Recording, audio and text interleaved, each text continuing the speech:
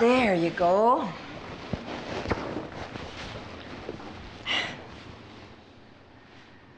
That color looks so good on you. Here it is, breakfast. There's French toast, poached eggs, coffee, fruit.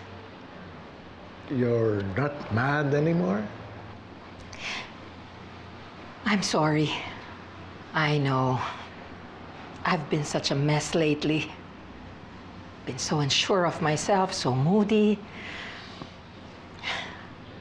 My emotions just ran away with me. Siguro na-overwhelm lang ako sa mga visions na nakikita ko. Nakakala ko yun yung past ko. Akala ko may mga anak ako. Maybe you're right.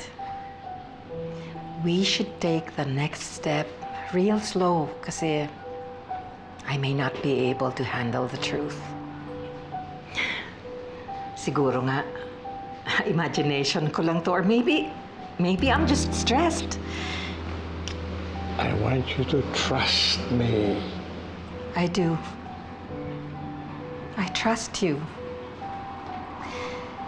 Kaya nga you just take the lead. Sabihin mo na lang sa akin kung anong gagawin natin tungkol sa mga anak ko. Or kung may mga anak nga ako. Han, you know what's best for me. Don't worry. I will help you. I will try everything to make you happy. You make me happy.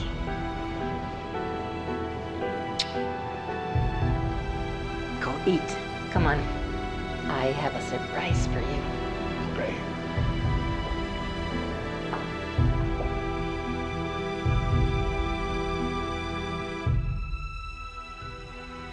I'll do everything to remember all the details. Patawarin mo ko. Pero hindi mo ako mapipigil. Gagawin ko ang lahat para malaman ko kung ano talaga ang totoo kong pagkatao.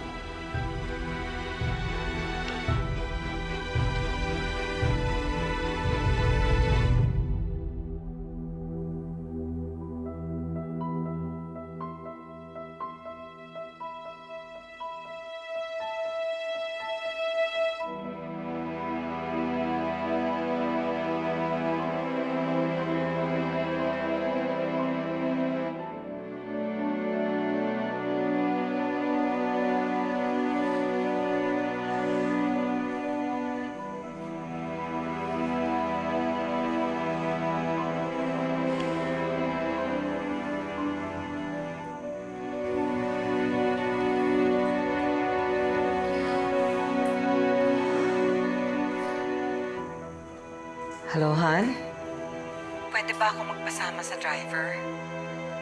I just feel like going out of town. Just to distress. Babalik naman kami mamayang gabi. Okay lang ba? I need to get out of the city, get some fresh air. Sure, hon. I think you need that. I'll see you tonight. See you tonight.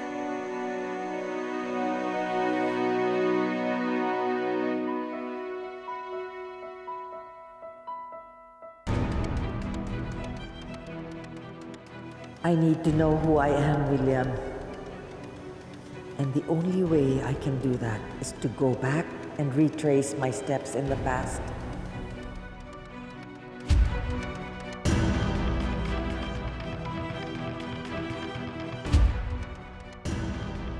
Pupuntahan ko ang bawat ospital kung saan ka na-assign. Sana isa sa mga ospital na yon, mahanap ko na ang mga sagot sa lahat ng katanungan ko tungkol sa sarili ko, tungkol sa pagkatao ko, tungkol sa mga anak ko, at sa dati kong buhay.